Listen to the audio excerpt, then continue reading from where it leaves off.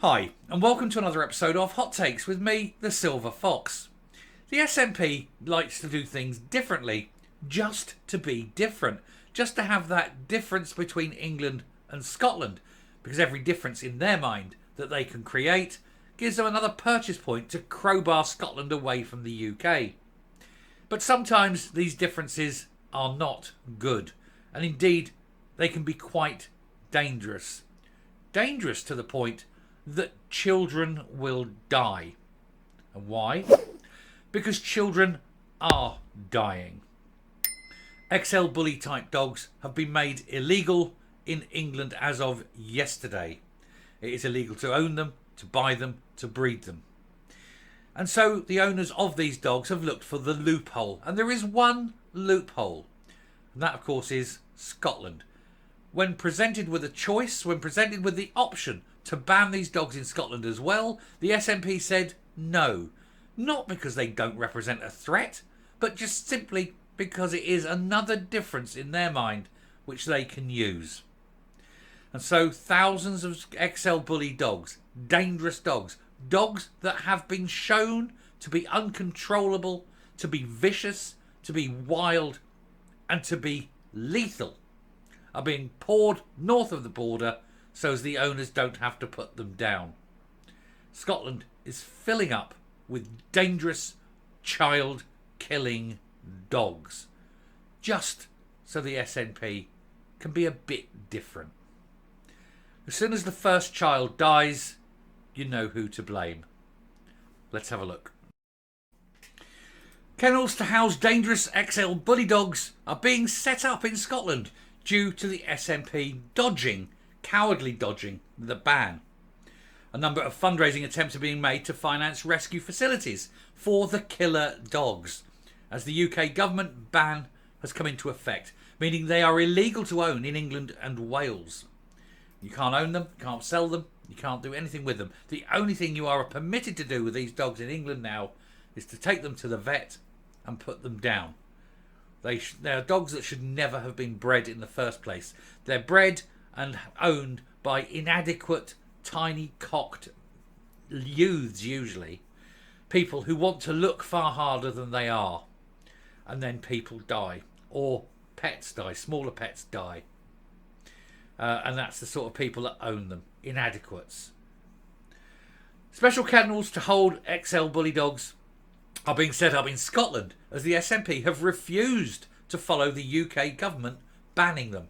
A number of fundraising attempts are being made to finance these new sites, with swathes of the breed being sent up north to avoid them being outlawed in England and Wales. And the Scottish government has refused to follow Rishi Sunak's lead in making it illegal to breed and own the dogs from December the 31st, 2023. And this has led to rescue missions of owners of XL bullies who are either moving to Scotland or sending their animals here to live. Because, they need to have these very big, vicious, needlessly vicious dogs because they are tiny cocked individuals, basically. Inadequate people. Look at me, look how hard I am. I have a hard dog. Well, what a shame. We don't look at you and think you're hard because you've got the hard dog. We look at you almost akin with pity that you go through life so inadequate, so unsure, so lacking confidence that you have to have a rough dog on a rope. What a sad little man you are. Carrie-Anne Shaw of All Bully Charity Rescue confirmed that she was creating a rescue facility at a secret location in Dundee area. Won't be secret for long though, will it, love? After dog lovers donated thousands to her. But this has led to her receiving death threats, according to the Daily Record. Well, there we go. Told you it wouldn't last long. She said, we've had emails wishing all our dogs will maul us and we die. And we're saying we're putting Scottish children at risk. It's a sad day for humanity that people think it's acceptable to attack volunteers in this way. No, it's a sad day for humanity that they feel necessary to breed dogs like this.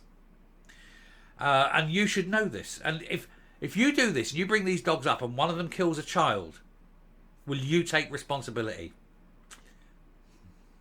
Of course not. It'll be the child's fault, won't it? The people say these dogs are dangerous and vicious, but they're behaving as vicious as any dog I know. No, these dogs are not only dangerous and vicious, they are so powerful they cannot be controlled. Sure, A Chihuahua can get a bit uppity and vicious, but you can just pick the damn thing up and hold it at arm's length. Most dogs are capable of being controlled. Not these. From yesterday, breeding, selling and advertising XL bullies became illegal south of the border following several attacks. People are dying.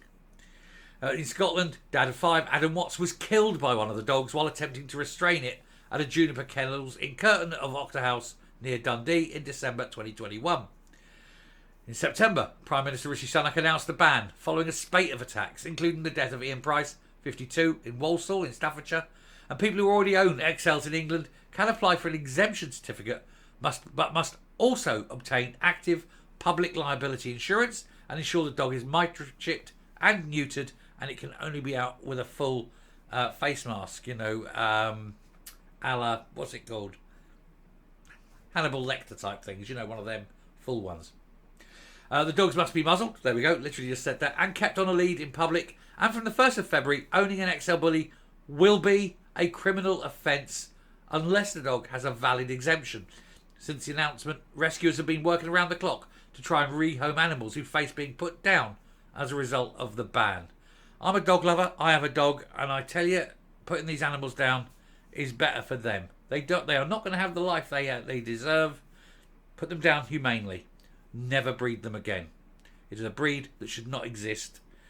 But it's a breed bred purely, as I say, for the inadequate little men with their tiny little cocks.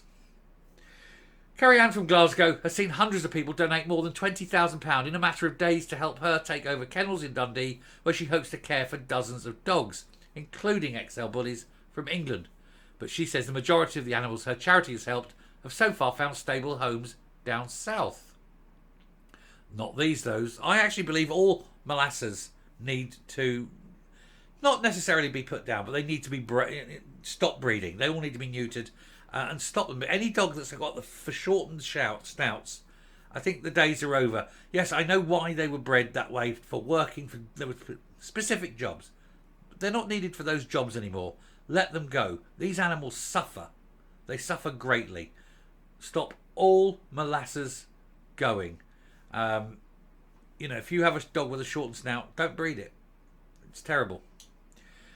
She said there's actually not that many we've rehomed in Scotland, around 8 or so. There have been a lot of homes coming forward in England wanting to save an XL and take it through the exemption process. We've always operated all over the UK, so it's not that we've suddenly started to bring dogs to Scotland. It's not like we're flooding Scotland. It's exactly like you're flooding Scotland. Thousands are going to go up there. Carrie Ann, who wants to see stricter breeding and rehoming laws and stronger penalties for irresponsible owners in Scotland, rather than the ban on the breed, hopes to get a new base set up next month. Ban the breed and ban people who breed them. Punish people who breed them. Harshly.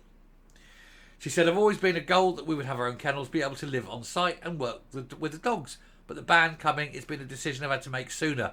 We do have XL bully types in kennels in England and they're going to have to move up. And that is part of the reason we're taking the kennels on, because kennels in England won't legally be allowed to keep them. Nobody should be allowed to keep them. I believe this. I believe they all need to go. They've killed too many people. They are a danger. And this is coming from someone who actually loves animals and loves dogs. She says, we're having a lot of trolling because of our plans. There's quite a few relentless trolls who troll rescues in general, who are particularly nasty. And I've been thinking about reporting it to the police.